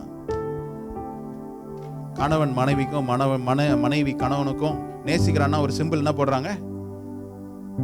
ரொம்ப முக்கியமான காரியம் தான். இருதயம், நல்ல மனுஷனுடைய இருதயம், நல்ல மனுஷனுடைய மனுஷன் அவன் தன் பொக்கிஷத்தில் இருந்து நல்ல காரியத்தை எடுத்து காட்டுகிறான். அப்ப நான் என்னுடைய நாவை கட்டுப்படுத்துவது அல்ல. நாவை கட்டுப்படுத்துவதனால நான் இன்னைக்கு பேசாம இருக்கலாம், நாளைக்கு பேசாம இருக்கலாம். ஆனால் நான் நாவை அடக்குவது தீர்வு அல்ல. ஒரு நாள் என்ன செய்யாது? வெளிப்படும். அப்ப நான் டீல் பண்ண வேண்டிய காரியம் என்னது? என்னுடைய இருதயம். ஹல்லேலூயா. சங்கீதக்காரன் இப்படி சொல்றான். சங்கீதம் 45:1 நான் படிக்கிறேன். என் இருதயம் நல்ல விசேஷத்தினால் பொங்குகிறது. நான் ராஜாவை குறித்து பாடின கவியை சொல்லுகிறேன். என் நாவு விரைவா எழுதுகிற. ஹல்லேலூயா. என்னுடைய இருதயம் நல்ல விசேஷத்தினால் பொங்குகிறது. ரொம்ப ஹாப்பியா இருக்கிறேன். நான் ரொம்ப சந்தோஷமா இருந்த உடனே என்னுடைய வார்த்தைகள் எப்படி இருக்கும்? Ready to right. உடனே பேசக்கூடிய, என்னுடைய சந்தோஷத்தை யார்கிட்டயாவது பகிர்ந்து கொள்ளக்கூடிய காரியமா இருக்கு அப்படின்னு சொல்லி பார்க்கிறோம் பாருங்க. அடுத்தது முக்கியமான ஒரு வார்த்தை. ரோமர் 10ஆம் அதிகாரத்தின் 10ஆம் வசனத்தை யாராவது படிக்கலாம்? நீதிமொழிகள் 10:10. சாரி, நீதிமொழிகள் ரோமர். எல்லாரும் மனப்பாடமா தெரிஞ்சிருக்க கூடிய ஒரு வசனம். நீதி உண்டாக இருதயத்திலே விசுவாசிக்கப்படும், ரட்சிப்புண்டாக வாயினாலே அறிக்கை பண்ணப்படும். கர்த்தருடைய அந்த வழிமுறை இருக்கு பாருங்களேன். நீதி உண்டாக இருதயத்தில் விசுவாசிக்க வேண்டும், ரட்சிப்பு உண்டாக. அப்ப முதலாவது எங்க மாற்றம் நடக்குது? இருதயத்தில் மாற்றம். என்னுடைய வாயில் மாற்றம் அல்ல. என்னுடைய நாக்கை நான் கண்ட்ரோல் பண்றதுனால நான் நல்லவனா இருப்பது அல்ல, முடியாது. என்னுடைய நாவை நான் இன்று காத்துக்கொள்ளலாம், நாளை காத்துக்கொள்ளலாம். ஆனா என்னைக்காவது ஒரு நாள் நான் நினைச்சுவேன், என்னுடைய இருதயம் கசப்பா இருந்துதான், என்னுடைய இருதயம் கெட்ட பொக்கிஷத்தினால் இருந்துனா அது ஒரு நாள் எடுத்து காட்டும். அப்போ நீதி உண்டாக நான் என்ன செய்றேன்? இருதயத்தில் விசுவாசிக்கிறேன். ரட்சிப்பு உண்டாகும்படி நாவினால் அறிக்கை செய்கிறேன். என்னுடைய வார்த்தை இருதயத்திலிருந்து புறப்படுகிற வார்த்தையாய் மாறுகிறதை நாம் பார்க்கிறோம் பாருங்க. ஹல்லேலூயா. கொலோசையர் 4ஆம் அதிகாரத்தின் 6வது வசனம். கொலோசையர் 4:6. அவனவனுக்கு இன்னின்னபடி உத்தரவு சொல்ல வேண்டும் என்று நீங்கள் அறியும்படிக்கு உங்கள் வசனம் எப்பொழுதும் கிருபை பொருந்தினதாயும் உப்பால் சாரமேற்றதாயும் இருப்பதாக. ஹல்லேலூயா. உப்பால் சாரமேற்றப்பட்டதாய் இருக்கத்தக்கதாக அவனவனுக்கு இன்னென்னபடி உத்தரவு சொல்ல வேண்டும் என்று நீங்கள் அறியும்படி உங்கள் வசனம் எப்பொழுதும் கிருபை பொருந்தியதாகவும் உப்பால். நான் பேசுற பேச்சு ஒரு ஃப்ளேவர் இருக்கணும்ல. உப்பு ஒரு ஃப்ளேவரை கொடுக்குதா? உப்பு இல்லாம சாப்பிட்டா எப்படி இருக்கும்? ஆமா, குழம்புல கொஞ்சம் உப்பு குறைஞ்சாலும் கூட என்ன செய்வாங்க? சரியா போட்டாதான் சரியான டேஸ்ட் வரும், அப்படிதானே? உப்பு ஃப்ளேவர். என்னுடைய பேச்சு கிருபை பொருந்தியதா இருக்கணும், உப்பால் சாரமேற்றப்பட்டதா இருக்கணும். என்னுடைய நாவு அப்ப எங்க இருக்கணும்? என்னுடைய இருதயத்துல நான் பேசக்கூடிய வார்த்தை கிருபை பொருந்தியதா இருக்கணும். நான் பேசுகிற வார்த்தை மற்றவர்களுக்கு இன்னும் கொஞ்சம் பேசக்கூடிய அளவுக்கு, கேட்கக்கூடிய அளவுக்கு கிருபை பொருந்தியதா இருக்கணும். அப்படிப்பட்ட இனிமையான வார்த்தையாய் மாறணும்ல. அதுதான் நம்ம இயேசுவானவர் கூட சொல்றதை நம்ம கேட்கிறோம்ல. நீங்கள் பூமிக்கு உப்பா இருக்கிறீர்கள். மார்க் 9:50 பார்க்கிறோம். உப்பு சாரமற்று போனால் எதனால் சாரமேற்றப்படுவீர்கள் அப்படின்னு சொல்லிட்டு அந்த 9:50 வசனத்தை கொஞ்சம் படிக்கலாம். மார்க் 9:50. உப்பு நல்லதுதான், உப்பு சாரமற்று போனால் அதற்கு எதனாலே சாரம் உண்டாக்குவீர்கள்? உங்களுக்குள்ளே உப்புடையவர்களாய் இருங்கள், ஒருவரோடொருவர் சமாதானமுள்ளவர்களாயும் இருங்கள் என்றார். உங்களுக்குள்ளே உப்புடையவர்களா இருங்க. எத்தனை பேருக்கு தெரியும் நம்ம பாடியில உப்பு இருக்குது இல்ல? உப்பு குறைஞ்சிச்சுன்னா என்ன ஆகும்? மயக்கம் வரும். உங்களுக்குலாம் உப்பு குறைஞ்சதேன்னு நினைக்கிறேன் இல்லை? எனக்கு பேங்க் பேலன்ஸை பார்த்தா தான் பாஸ்டர் எனக்கு மயக்கமே வருது. வந்த மாதிரி இருக்குது, போன மாதிரி இருக்குது. உப்பு குறையும் போது என்னது, நம்மளுடைய பிரெயின் வீக்கம் அடையுது, நம்மளுடைய மயக்க நிலைக்கு வரும். சிலர் கோமாவுக்கு கூட போயிடுவாங்க உப்பு கம்மியாயிடுச்சுன்னா, உப்பு சத்து போயிடுச்சுன்னா. சில பேர் நீங்கள் பார்க்குறது பார்த்தோன்னா என்னது, நமக்கு உடம்புல உப்பு இருக்கா அப்படின்றீங்க. நிறைய பேர் பேஸ்ட்டில் தான் உப்பு இருக்கிறான்னு கேட்பாங்கல்ல. உங்கள் பேஸ்ட்டில் உப்பு இருக்கா? நம்ம சரீரத்துலேயும் உப்பு இருக்குது, அப்படி தானே? இல்லை, வேகமாக நடந்தனா வேர்வை வருது. அந்த வேர்வை எப்படி இருக்குது? ஆமாம், நிறைய பேர் டேஸ்ட் பண்ணி பார்த்துருக்கீங்க. அப்போ உப்பு இருக்குதுல்ல. நாம் பேசக்கூடிய வார்த்தையிலும் கிருபை பொருந்திய வார்த்தைகளால் உப்புள்ளதாய், உப்பால் சாரமேற்றப்பட்டதா இருக்கணுமா. கொஞ்சம் நான் பேசினாலும் அவங்களுடைய வாழ்க்கையில ஒரு ஔஷதமாய், மருந்தா இருக்கணும்னு சொல்லி நம்ம பார்த்தோம். என்னுடைய பேச்சு சாரமேற்றப்பட்டதாய் ஒரு ஃப்ளேவரை கொடுக்கணும் அவங்களுக்கு. நான் பேசும்போது அவங்களுக்கு கிருபை பொருந்தியதா இருக்குதா, இல்ல அவங்களை அழிக்கத்தக்க வார்த்தையா இருக்குதா அப்படின்றத நாம் கருத்தில் கொண்டவர்களா இருக்கணும். பாருங்க, ஒரே ஒரு மனிதனை குறித்து நாம் பார்த்து நாம் இன்னைக்கு ஜெபித்து முடிக்கலாம். எடுத்துக்கொள்வோம்.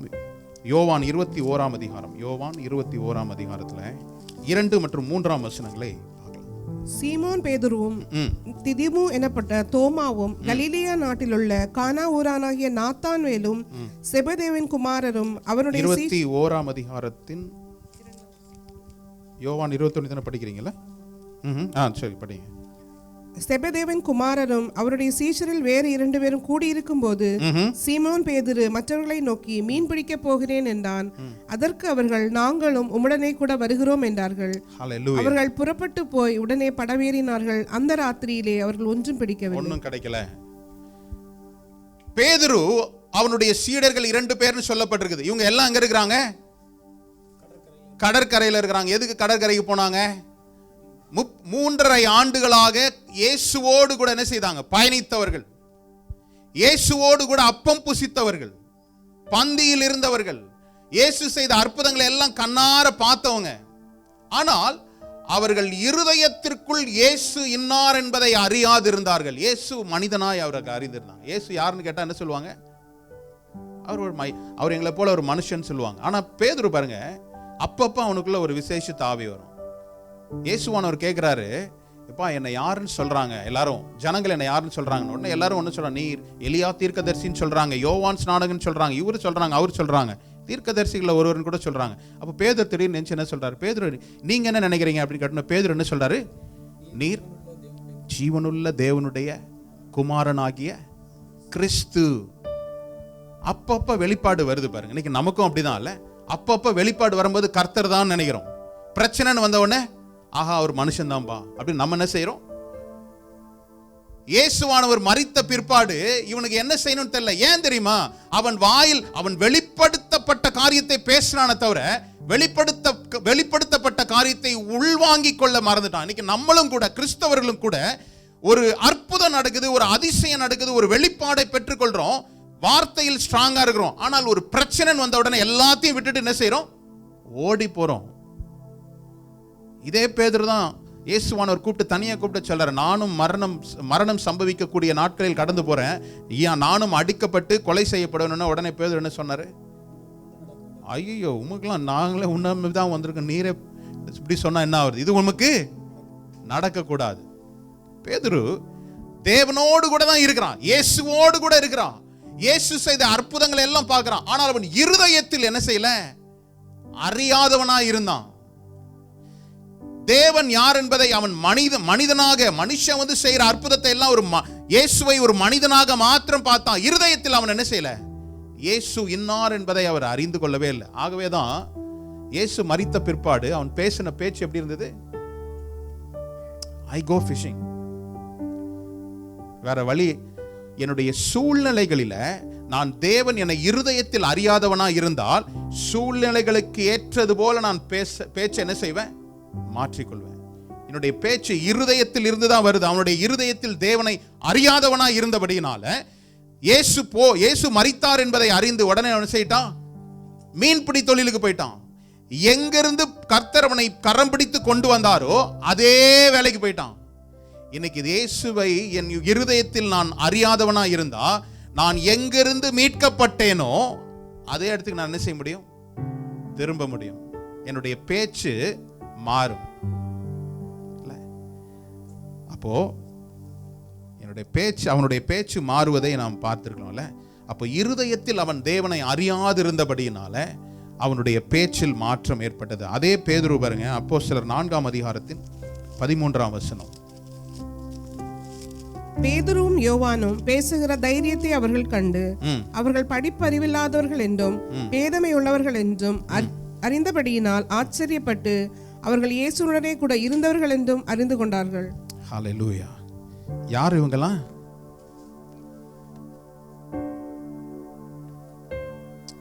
சதுசேயர்கள், பெரிய பொறுப்புல இருக்கிறவங்க. இதே பேதுரு தான் மரித்த இயேசு மறுபடியும் அவனை சந்திக்கும்படி போறாரு. தேவனை சந்தித்த அந்த பேதுருனுடைய வாழ்க்கையில இருதயத்தில் அவன் என்ன செய்தான்? தேவன் யார் என்பதை அவன் அறிந்து கொண்டான். இன்னைக்கு நம்மளுடைய வாழ்க்கையில சூழ்நிலைகளின் அடிப்படையில் நாம் திசை மாறி போறோம்னா இன்னும் நான் தேவனை சரியா என்ன செய்யல, புரிந்து கொள்ளலன்னு அர்த்தம். என்னுடைய பேச்சு இங்க ஒரு மாதிரி அங்க ஒரு மாதிரி இருக்குன்னா நான் இன்னும் என்னுடைய இருதயத்துக்குள் ஆண்டவராகிய கிறிஸ்துவை நான் இன்னும் ஏற்றுக்கொள்ளல. என்னுடைய பேச்சு எங்கேயுமே ஒரே மாதிரி தான் இருக்கணும்ல. நாம் ஆராதிக்கின்ற தேவன் நமக்கு ஒரே ஒரு லைஃப் தான் கொடுத்துருக்கார், ஒரே ஒரு வாழ்க்கை தான் கொடுத்துருக்கிறார். சர்ச்சுக்குள்ள நான் நல்லா பேசுறேன், ஆனால் என்னுடைய வேற இடத்துல நான் வேற மாதிரி பேசுறேன்னா நான் இன்னும் என்னுடைய வாயை தான் நான் என்னுடைய நாக்கை தான் நான் என்ன செய்யறேன்? அடக்கி கொண்டிருக்கிறேன். என்னுடைய இருதயத்திற்குள் உண்மையான சத்தியம் போனாதான் அந்த சத்தியத்திலிருந்து நல்ல பொக்கிஷமாகிய அந்த பொக்கிஷத்தை எடுத்து காட்டக்கூடிய நாவு வார்த்தையை நல்ல காரியங்களை என்ன செய்யும்? பேசுகிறதை பார்க்கிறோம். இங்கு அதே பேதுருவை குறித்து பார்க்கிறோம். 13ஆம் வசனத்துல பேதுரும் யோவானும் பேசுகிற தைரியத்தை கண்டு அவர்கள் படிப்பறிவில்லாதவர்களே பேதமை உள்ளவர்கள் என்றும் அறிந்தபடினால் ஆச்சரியப்பட்டு என்ன சொல்றாங்க? இவர்கள் ஹல்லேலூயா. நான் இயேசுவோடு கூட இருக்கிறவனா இருந்தா என்னுடைய பேச்சு என்ன செய்யும்? அதே மனிதன் தான், அதே மனிதர்கள் தான். பேதுரு சொல்றான், அவன் இருதயத்தில் தேவனை அறிவதற்கு முன்பதாக அவன் சொல்லுகிற வார்த்தை என்னது? நான் மீன் பிடிக்க போறேன். யோசித்து பார்க்கிறான், இனி என்னுடைய வாழ்க்கைக்கு என்ன ஆதாரம்? தேவன் இதுவரையும் இயேசுவோடு கூட பயணித்தான், அற்புதங்களை பார்த்தான், அவர் செய்த அதிசயங்களை எல்லாம் கண்கூடாய் பார்த்தான். ஆனால் சூழ்நிலை விரோதமாய் மாறும்போது நான் இருதயத்திற்குள் என் இயேசுவை நான் கொண்டாடாதவனா இருந்தா, இன்னும் ஏற்றுக்கொள்ளாதவனா இருந்தா என்னுடைய பேச்சு லாங்குவேஜ் என்ன செய்யும்? மாறும். ஆனால் அதே பேதுரு இயேசு உயிர்த்தெழுந்த இயேசு அவனை சந்தித்து பிரதான அப்போஸ்தலனாக அவனை உருவாக்கிய பிற்பாடோ அது கேட்கிறார்ல, அதே 21ஆம் அதிகாரத்துல யோவான்ல, நீ என் ஆடுகளை மேய்ப்பாயா? அவன் சரியா புரிந்து கொண்டதுனால, என்னுடைய வேலை என்ன என்பதை புரிந்து கொண்ட மாத்திரத்துல அவன் இருதயத்தில் தேவனை ஏற்றுக்கொண்டதுனால அவனுடைய பேச்சு எப்படி இருந்ததா? சதுசேயர்கள் எல்லாம், பெரிய படித்தவர்கள் எல்லாம் பார்க்கறாங்க, இவன் சாதாரணமான மக்கள் மனுஷனா இருந்தானே, படிப்பறிவு இல்லாதவன் தானே, பேதமையா இருந்தவன் தானே, முட்டாளா இருந்தவன் தானே, ஆனால் அவனுடைய பேச்சு எப்படிப்பட்ட பேச்சை என்னுடைய நாக்கு வெளிப்படுத்துகிறது? நாக்கை அடக்கி கொள்வதனால நான் வெற்றி பெறுவது என்பது இயலாத காரியம். என்னுடைய நாக்கை நான் அடக்கி கொள்வது அல்ல, என்னுடைய இருதயத்தில் நான் தேவனுடைய வார்த்தையினால் நிரம்புவதுதான். நல்ல மனுஷனுடைய இருதயமாகிய பொக்கிஷத்தில் இருந்து நல்லவைகளை எடுத்து காட்டுகிறது. இந்த எடுத்து காட்டுற வேலை தான் நாக்கு. நான் வெறும் இன்ஸ்ட்ருமெண்ட்டை மட்டும் நான் என்ன செய்யக்கூடாது? இன்ஸ்ட்ருமெண்ட்டை தான், கத்தியை மட்டும் நான் ஷார்ப்பா வச்சு தீட்டிக்கொண்டே இருப்பது முக்கியம் அல்ல. எதற்காக பயன்படுகிற என்னுடைய நாவின் வார்த்தைகள், என் வாயின் வார்த்தைகள் எந்த விளைவுகளை கொடுக்குது? நல்ல விளைவுகளை கொடுக்குதா? கெட்ட விளைவுகளை கொடுக்குதா? உருவாக்குறேனா அழிக்கிறேனா? நம்ம பார்த்தோம், நாவு ஒரு தீக்குச்சி போலதான், ஒரு சிறிய தீக்குச்சி ஒரு பெரிய காட்டை அழிக்கிறதுன்னு சொல்றோம். அதே போல என்னுடைய நாவிலிருந்து புறப்படுகிற வார்த்தை மனிதர்களை உருவாக்குகிறதா இல்லை அழிக்கிறதா? காயப்படுத்துகிறதா இல்ல காயங்களை கட்டுகிறதா? ஒரு சில நேரம் காயத்தை கட்டுறோம், ஒரு சில நேரம் நம்மளே என்ன செய்யறோம்? காயப்படுத்துறோம். அப்பனா என்ன அர்த்தம்? இன்னும் என்னுடைய இருதயத்துல தேவனுடைய அன்பு, தேவனுடைய அந்த நல்ல பொக்கிஷத்தை நான் என்ன செய்யல, வைத்துக்கொள்ள. என்ன இருக்குதோ, ஆமா, இருதயத்தில் என்ன இருக்கோ அதான் வரும்ல. நம்ம ஊர்ல சொல்லுவாங்களே, என்னது? சட்டியில் இருந்தால் தான். ஆமாம், இல்லாத ஒன்றை நம்ம போட்டு சுரண்டி சுரண்டி பார்த்தாலும் என்ன செய்யாது. இருதயமாகிய நல்ல பொக்கிஷமாக இருந்ததுன்னா நல்லது வரும். இன்னும் கொஞ்சம் தேடி தேடி பார்த்தனா வராது. ஏன் இல்லை? அப்போ நம்ம என்ன செய்யணும்? இந்த நல்ல பொக்கிஷமாகிய கர்த்தருடைய வார்த்தையை என்னுடைய இருதயத்தில் நான் பதித்து கொண்டா என்ன நடந்தாலும் உங்களுடைய வாயிலிருந்து வருகிற வார்த்தை என்னவா இருக்கும்? கிருபை பொருந்திய வார்த்தைகளா இருக்கும். எலும்புகளுக்கு நல்ல ஔஷதமான வார்த்தைகளா இருக்கும்.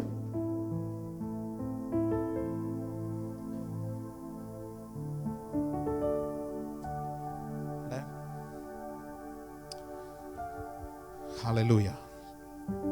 நாம் தீர்மானித்து நடக்க வேண்டிய காரியம், நான் கட்டுப்படுத்துவது என்னுடைய நாக்கை அல்ல. ஒன்று நல்லா புரிஞ்சுக்கணும். நான் பேசக்கூடிய, நான் செய்ய வேண்டிய காரியம், நான் கட்டுப்படுத்துவது, நான் நாக்கை அடக்கிக்கிட்டேன்னா சரியாயிரும்னு அல்ல. நான் சரி செய்ய வேண்டியது என்னுடைய இருதயத்தை. எத்தனை பேருக்கு இது நல்லா புரிஞ்சுதுன்னு தெரியல. என்னுடைய இந்த வசனம் நீங்க எதை புரிஞ்சுதோ இல்லையோ, நான் நாவை கண்ட்ரோல் பண்ணணும்னா எனக்கு முக்கியமாக நான் வாசித்த அந்த மத்தேயு 12:35 மறந்து போகாதீங்க. நல்ல மனுஷன் தன் இருதயமாகிய நல்ல பொக்கிஷத்திலிருந்து நல்லதை எடுத்து காட்டுகிறான். என்னுடைய வாழ்க்கையில கர்த்தாவே, நான் நல்ல வார்த்தைகளை, நல்ல பொக்கிஷங்களை எடுத்து காட்டுகிற இந்த நாவுக்கு நல்ல வார்த்தைகளை என் இருதயத்தில் நான் வைத்துக்கொள்ள எனக்கு கிருபையை தாருன்னு சொல்லி ஒரு விஷயம் நாம் எழுந்திருக்கலாம். கேட்ட சத்தியத்தின்படி இந்த காலை வேளையில உம்முடைய வார்த்தை என்னை அலங்கரிக்கட்டும், என்னுடைய இருதயத்தை அலங்கரிக்கட்டும் சுவாமி.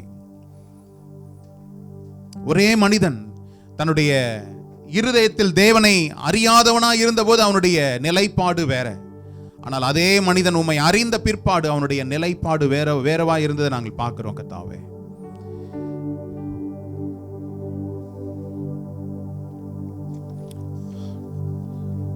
கர்த்தருக்கென்று ஒப்பு கொடுக்கக்கூடிய ஒரு தருணம். கர்த்தாவே, ஒருவேளை நல்ல மனுஷன் தன்னுடைய நல்ல இருதயமாகிய பொக்கிஷத்திலிருந்து நல்லதை வெளிப்படுத்துகிறான். காலை வேளையில கர்த்தாவே, உம்முடைய கிருபைகளினால் எங்களை மூடிக்கொள்ளும் சுவாமி. எங்களிடத்தில் காணப்படுகிற கசப்புகள், காணப்படுகிற எங்கள் இருதயத்தில் உள்ள ஒவ்வொரு தேவையில்லாத பண்புகளும் மறையத்தக்கதாய்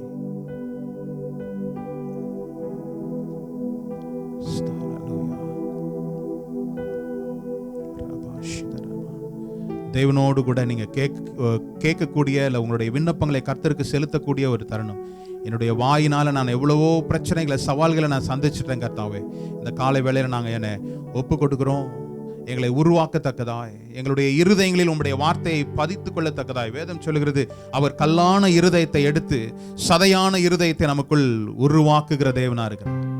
இந்த காலை வேளையில கர்த்தாவே, சில சம்பவங்கள் இன்னும் என்னுடைய இருதயத்திலிருந்து எடுத்து போட முடியாதபடி, அப்பா கர்த்தரே, நான் எவ்வளவோ பாடுகள், எவ்வளவோ பிரச்சனைகள் அதனால் சந்திச்சிருக்கிறேன். நான் முற்றிலுமா என்னை மாற்றிக்கொள்ள என்னை ஒப்பு கொடுக்கிறேன்னு சொல்லி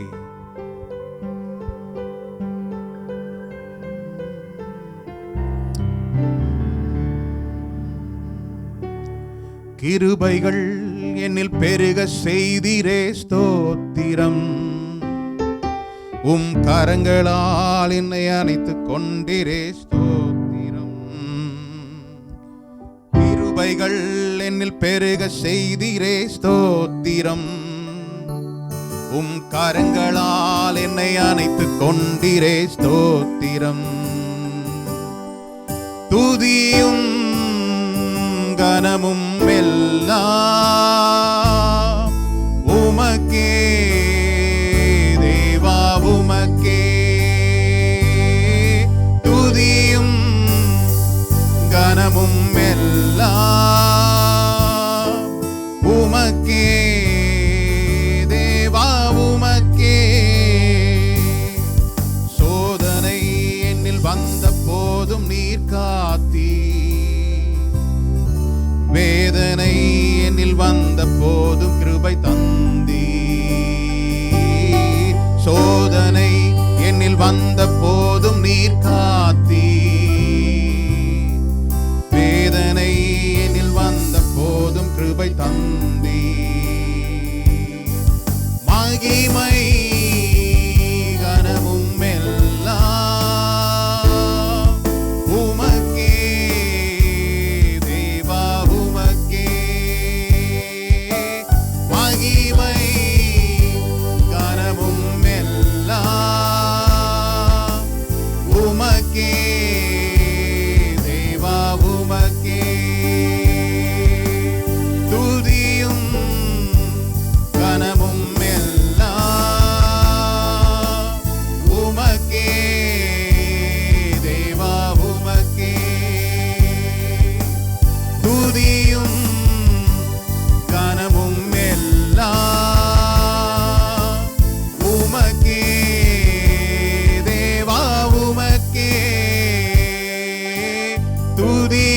வாய்களை திறந்து சொல்லுங்க, கர்த்தாவே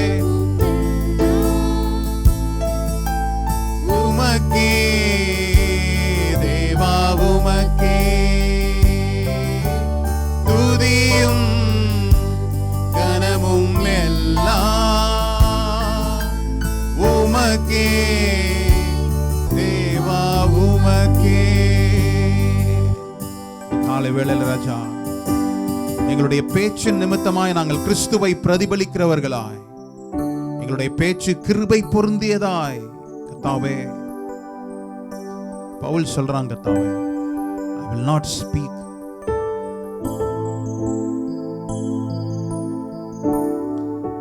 the wisdom of man, enticing of manly wisdom, but the demonstration of the spirit and of power. வார்த்தையின் வல்லமைகளை உச்சரிக்கக்கூடிய நாவை எங்களுக்கு தாரும் கர்த்தாவே. இந்த காலை வேளையில ஒவ்வொரு ஜனங்களும் என்னென்ன நோக்கத்திற்காக என்னென்ன காரியங்களை எதிர்பார்த்து வந்திருப்பாங்க எங்களுக்கு தெரியல, ஆனால் எல்லாவற்றையும் நிரப்புகிறவர் நீர். எங்களையும் கூட நீங்க நிரப்புங்க சுவாமி, எங்களையும் கூட நீங்க உருவாக்குங்க. எங்களை உங்களுடைய கரங்களுக்கு நேராக நாங்கள் ஒப்பு கொடுக்கிறோம், அர்ப்பணிக்கிறோம் சுவாமி. மரணமும் ஜீவனும் நாவின் அதிகாரத்தில் உண்டுன்னு சொல்லிருக்கிறீங்க கர்த்தாவே. எங்களுடைய வாய் நலமானதை உச்சரிக்கவும், ஞானவானுடைய நாவு ஔஷதம் என்று சொல்லியிருக்கிறீங்களே, அதுபோல நாங்கள் பேச நடந்து கொள்ள எங்களுக்கு கிருபையை தாரும். இருதயத்தின் நிறைவினால் வாய் பேசும். எங்கள் இருதயத்தில் எது நிரம்பி இருக்குதோ அதுதான் நாக்கு பேசும். அது பேசக்கூடாதுன்னு சில நேரம் நாங்கள் அடக்கிக் கொள்கிறோம், ஆனால் ஒரு நாள் இருதயத்தில் உள்ளவைகளை வாய் பேசிதான் அதை நாங்கள் உணர்ந்து கொள்ள எங்களுக்கு கிருபையை தாரும். காலை வேளையில் எங்களோடு கூட நீர் இடைப்பட்டதற்காக உம்மை ஸ்தோத்திரிக்கிறோம். உம்முடைய கரங்களில் தாழ்த்துகிறோம், ஒப்பு கொடுக்கிறோம். இயேசு கிறிஸ்துவின் நாமத்தில் தாப்பனே, ஆமென்.